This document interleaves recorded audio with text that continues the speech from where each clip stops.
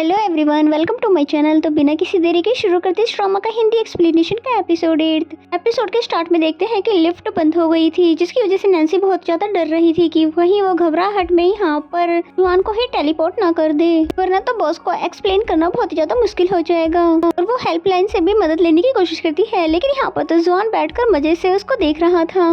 और इससे हमें पता चलता है कि ये सब की धारा तो जुआन का ही है, नैन्सी को जुकेन के करीब लाने के लिए। फिर खुद से ही कहने लग जाता है कि यहाँ पर तुम्हारी हेल्प कोई भी नहीं करने वाला, इसलिए तुम अपना पूरा फोकस जुकेन पर ही रखो। इसलिए तो मैंने तुम्हें उसके स्टाइल का भी बना दिया। और उधर हमें इनको दिखाते हैं जिसे बहुत ज्यादा प्यास लगी थी, इसलिए वो नैन्सी का वाइन का बोतल ही ले लेता है, क्योंकि पानी तो उसे मिलता ही नहीं। जुकेन तो पहले से ही ड्रंक था, अब तो और भी ज्यादा बहकी बहकी बातें करने लगा। फिर नैन्सी से बोलने लगता है, तुम्हें ऐसा लगता है न कि मैं येकेन को पसंद करता हूँ, पर ऐसा कुछ भी नहीं है। पर नैन्सी तो चाहती ही नहीं थी कि वो अपना कोई भी सीक्रेट उसे बताए, क्योंकि ये बाद में उसको ही भारी पड़ेगा। लेकिन जो कि बहुत ज्यादा ड्रंक था, इसलिए अपने आप पे कंट्रोल नहीं कर पाता और कहता है कि उसको मैं नहीं बल्कि मेरा दोस्त पसंद करता है, वो भी अभी से नहीं बल्कि बहुत सालों से करता है। बट अब तो येकेन ने डेटिंग भी स्टार्ट कर दी है, और तुम्हें पता है उसके बॉयफ्रेंड को मेरे दोस्त ने खुद ही सब कुछ बताया है और उसकी मदद की है। जिस पे नैन्सी उसकी बातें ना सुनने का नाटक करने लगती है, यानी कि सोने का एक्टिंग करती है। इस पे तो जुकेन उसको बार बार उठाने लग जाता है। और फिर दूसरी तरफ हमें जुआन को दिखाते हैं, जो कि बहुत ज्यादा वरीड हो जाता है नैन्सी के लिए, क्योंकि जुकेन उसके बहुत ज्यादा करीब आ गया था, इसलिए फौरन ही वो भागकर वहाँ जाता है नैन्सी को रेस्क्यू करने के लिए कि कहीं उसे कुछ हो तो नहीं गया है। उसको हाथ से पकड़कर बाहर ले आता है और जुकेन भी वहाँ से चला जाता है।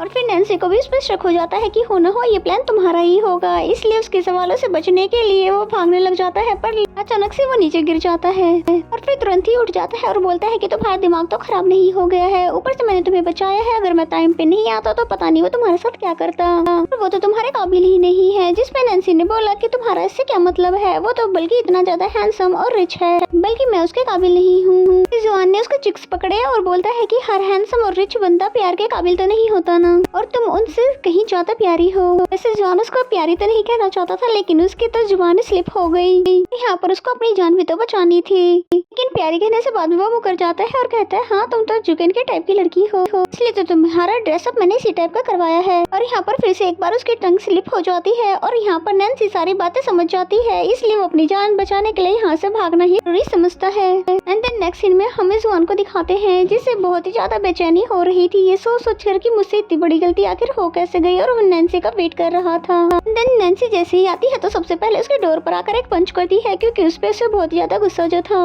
वो अपने घर चली जाती है और यहाँ पर जुआन को भी समझ नहीं आ रहा था कि इसकी हार्ट बीट इतनी ज्यादा फास्ट कैसे हो गई। घर आने पर नैन्सी ने ओवर टाइम का बता दिया, और मॉम तो उसके ड्रेसअप के बारे में पूछ रही थी। और फिर नैन्सी ने पूछा कि मॉम क्या मैं प्यारी नहीं लगती, जिस पे मॉम ने बोला कि मेरी बेटी तो दुनिया की सबसे प्यारी लड़की है, तुम्हें किसी ने कभी नहीं बताया। इस पे नैन्सी जुआन के बारे में सोचने लगती है और फिर बोलती है कि एक लड़के ने बताया, लेकिन वो भी झूठा निकला।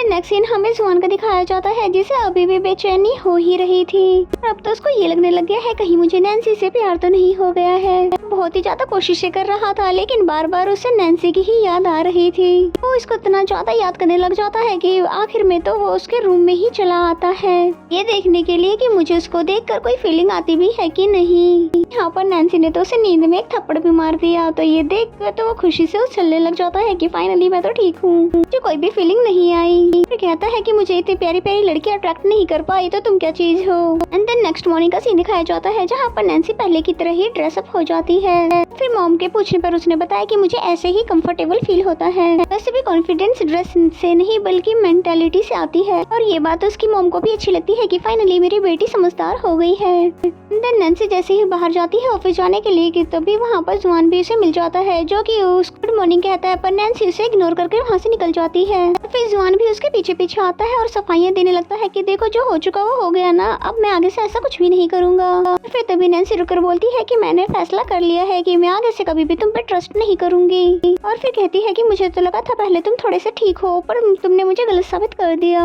तो नैन्सी ने उससे बहुत सारी बातें सुनाई, पर ये बात उसको कुछ ज्यादा ही बुरी लगी। एंड देन नेक्स्ट सीन हमें ऑफिस का दिखाया जाता है, जहाँ पर कल रात की वजह से नैन्सी और जुकेन दोनों ही एक दूसरे से नजरें चुरा रहे थे। फिर लिफ्ट में जैसे ही होते हैं तो वहाँ पर जुकेन नैन्सी को मैसेज करके बताता है कि कल रात जो कुछ भी हमारे बीच हुआ वो बात किसी को भी पता ना चले, और स्पेशली येकेन को तो बिल्कुल भी नहीं। वहीं पे खड़ी लेडी नैन्सी उनको अजीब नजरों से देखने लग जाती है कि पास में ही खड़े हैं लेकिन मैसेज में बात कर रहे हैं। देन नेक्स्ट सीन में हमें जुकेन को दिखाते हैं जो कि अकेले बैठा हुआ था और वो ये इमेजिन कर रहा था क्या सोंगजिन ने उसे प्रपोज कर दिया होगा। इस पर ये किन ने उसे क्या रिएक्शन दिया होगा।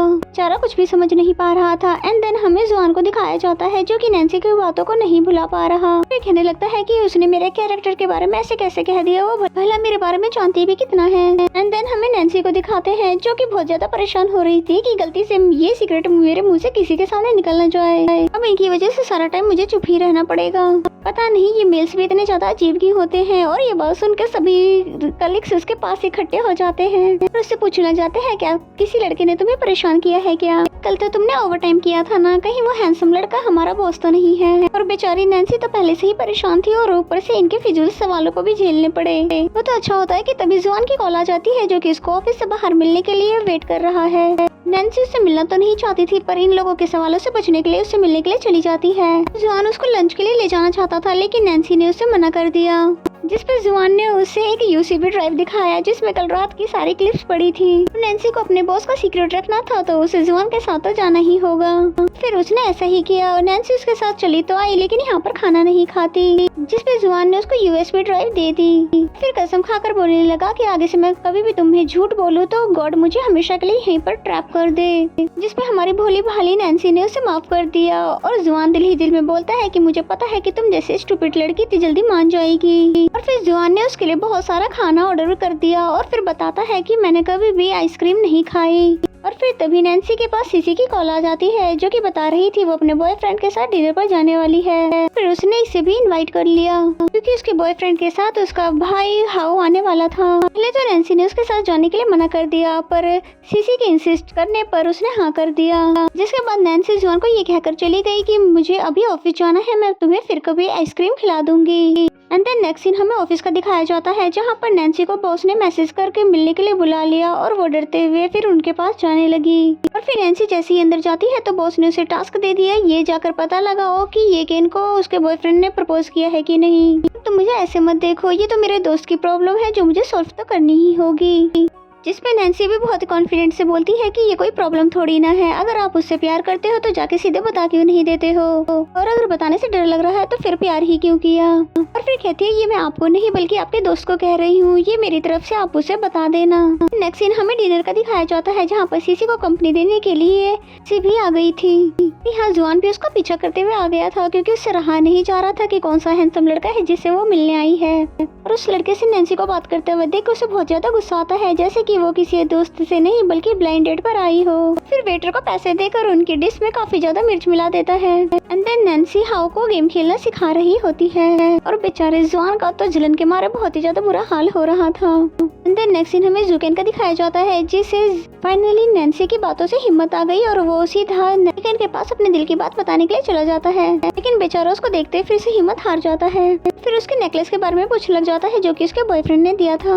इस पे ये ने बताया कि मैंने उसको वापस कर दिया है क्योंकि हम दोनों का ब्रेकअप हो गया है। अच्छा लड़का है लेकिन हम दोनों एक दूसरे के लिए सूटेबल नहीं है। फिर जुकेन बहुत ज्यादा खुश हो जाता है क्योंकि इससे ज्यादा बड़ी खुशखबरी उसके लिए क्या हो सकती थी। एंड देन नैन्सी को कॉल करके थैंक यू कहता है कि तुमने मेरे फ्रेंड की हेल्प कर दी और आगे से भी वो तुमसे हेल्प लेता रहेगा, क्योंकि बेचारी नैन्सी तो ये फिजूल के काम से दूर रहकर अपने जॉब पर फोकस करना चाहती थी और इस स्ट्रेस से रिलीफ होने के लिए वहीं बैठकर ड्रिंक करने लगती है। जबकि दूसरी तरफ जुआन तो उसके आने का वेट करता रहा, यही सोच कर कि बहुत ही ज्यादा देर हो गई है लेकिन वो अभी तक वापस क्यों नहीं आई। इसे ब्लाइंड डेट नहीं कहते तो और क्या कहते हैं। और कुछ देर बाद ही नैन्सी ड्रंक हालत में उसके डोर पर नॉक करती है जो कि लाउड आवाज में उसके नाम ले लेकर बुला रही थी। पहले तो जुआन बाहर जाता नहीं क्योंकि वो उससे नाराज था, लेकिन बहुत तेज चिल्लाने की वजह से उसको जाना ही पड़ता है। डोर ओपन करने पे उसे देखता है कि नैन्सी उसके लिए आइसक्रीम लेकर आई थी जो कि उसने पहले कभी भी नहीं खाई थी। अंदर आने के बाद भी बहुत देर तक बकबक करती रहती है जबकि जुआन तो खामोशी से उसकी बातें सुनता रहा। और फिर आइसक्रीम खिलाने के चक्कर में वो उसके बहुत ज्यादा करीब आ जाती है जिसकी वजह से इनका आई कांटेक्ट हो जाता है और इसी सीन के साथ ये एपिसोड यहीं पे खत्म हो जाता है। तो मेरा एक्सप्लेनेशन अगर आपको अच्छा लगता है तो वीडियो को लाइक करें। तो मिलती है नेक्स्ट एपिसोड में, तब तक के लिए बाय बाय।